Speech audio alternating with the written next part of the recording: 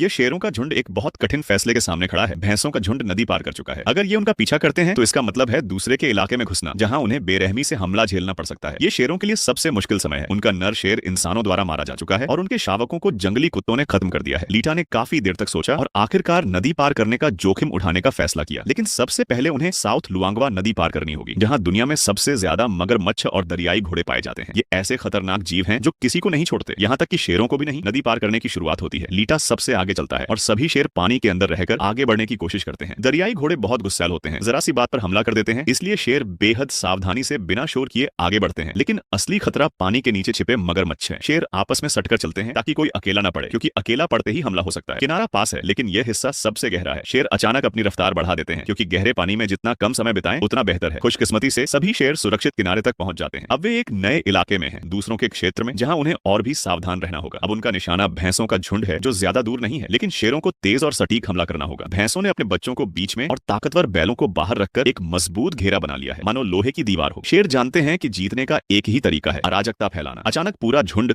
भैंसों पर टूट पड़ता है। उनका मकसद किसी एक को पकड़ना नहीं, बल्कि पूरे झुंड में भगदड़ मचाना है। शेरों की यह रणनीति काम कर जाती है। पूरा भैंसों का झुंड घबराकर भागने लगता है। यहाँ की जमीन शेरों के लिए मददगार साबित होती है। आगे एक खड़ी ढलान है जो भैंसों के रास्ते में पड़ती है। शेर धैर्य से इंतजार करते हैं। भगदड़ में भैंसें एक दूसरे को कुचलने लगती हैं। तभी एक भैंस गिर जाती है और बाकी झुंड की भगदड़ उसे और कमजोर कर देती है। इस तरह भैंसों ने अनजाने में शेरों को एक आसान शिकार दे दिया। नदी पार करने का जोखिम सफल होता दिख रहा है और सभी शेर अपने शिकार का आनंद लेने लगते हैं। लेकिन उन्हें यह नहीं पता कि इस इलाके के असली मालिक दूसरे शेरों का झुंड धीरे धीरे उनकी ओर बढ़ रहा है और यह खतरा शायद उनकी क्षमता से कहीं ज्यादा बड़ा है।